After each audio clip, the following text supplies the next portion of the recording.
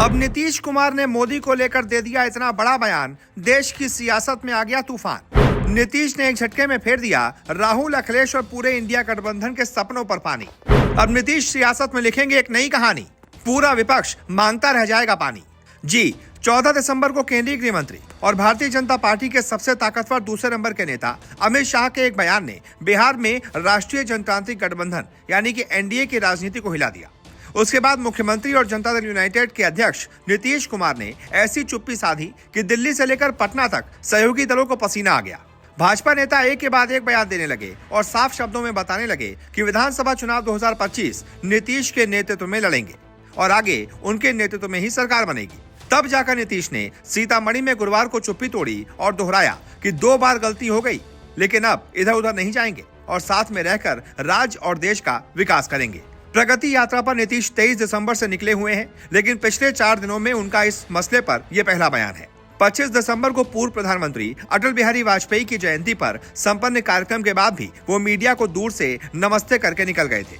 19 और 20 दिसंबर को पटना में आयोजित निवेशक सम्मेलन से भी वो दूर रहे, जिसमें राज्य में 1,80,000 करोड़ के निवेश के सहमति पत्रों पर हस्ताक्षर हुए। प्रगति यात्रा के तहत सीतामढ़ी पहुंचे नीतीश कुमार ने समीक्षा बैठक में कहा, हम 2 बार गलती से इधर से उधर महागठबंधन में चले गए थे। अब हम लोग हमेशा साथ में रहेंगे और बिहार के साथ देश का विकास करेंगे। नीतीश के इस बयान का इंतजार बीजेपी को पिछले 2 सप्ताह से था।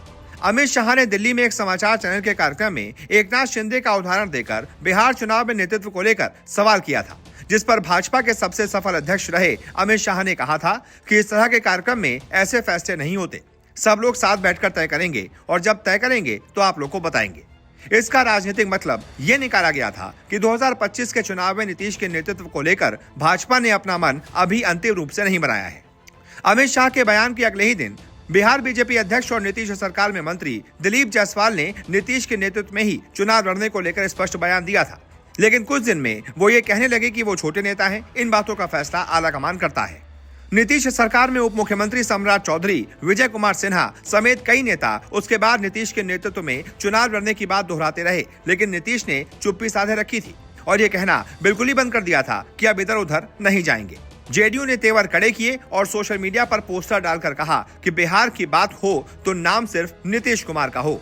फिर बिहार बीजेपी की कोर ग्रुप की बैठक हरियाणा के सूरजकुंड में आयोजित हुई और 2 दिनों के मंथन के बाद भाजपा नेताओं ने औपचारिक रूप से 23 दिसंबर को ऐलान कर दिया कि नीतीश कुमार के नेतृत्व में ही चुनाव लड़ेंगे और आगे भी एनडीए सरकार के मुख्यमंत्री वही रहेंगे। 25 दिसंबर को गिरिराज सिंह ने बेगूसराय में नीतीश कुमार के लिए भारत रत्न तक की मांग कर दी थी। बिहार की राजनीति में गिरिराज सिंह कभी भी नीतीश के पैरोकारों में से नहीं गिने गए। उनकी तरफ से जब ऐसी मांग आई तो मामला गंभीर लगा।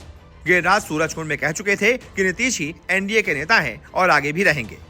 बीजेपी की तरफ से इस मामले पर आखिरी बयान गुरुवार को विजय कुमार सिन्हा ने दिया, जो एक दिन पहले ये तक कह गए थे कि जब तक बिहार में भाजपा की सरकार नहीं बनेगी तब तक वाजपेयी को सच्ची श्रद्धांजलि नहीं मिलेगी।